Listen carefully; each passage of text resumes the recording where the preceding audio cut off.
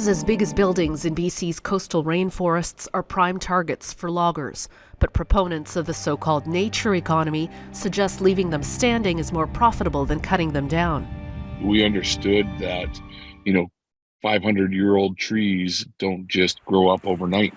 The nature economy puts the environment first to promote economic growth, placing a price tag on clean air, wildlife, and plants.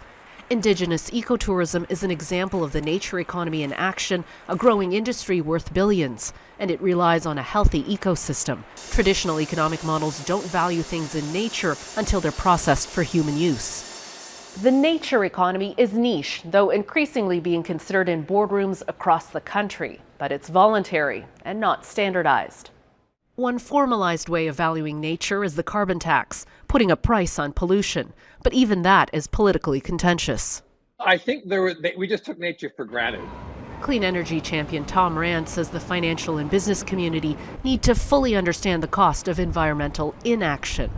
Our economy, if it continues on its current path, will effectively bring ruin to the very ecosystem that our civilization kind of grew up in. He points to cod fishing, once a thriving industry in Atlantic Canada.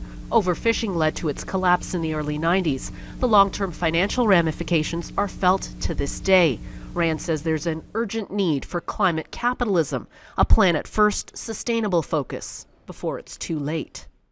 There's nothing inherently against valuing nature within capitalist economies. You just need to put a rule in place that values it, and then you would act accordingly. So it's really a all-hands-on-deck emergency call for action. The amount of money that's currently being invested in the Smart Prosperity Institute estimates annual investment in Canada's nature economy is more than $5 billion, but needs to increase to $25 billion. The challenge is getting people to understand that the investment pays off over time.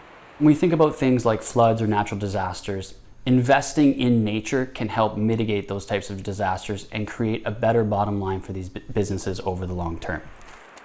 Gaviola, Global News, Toronto.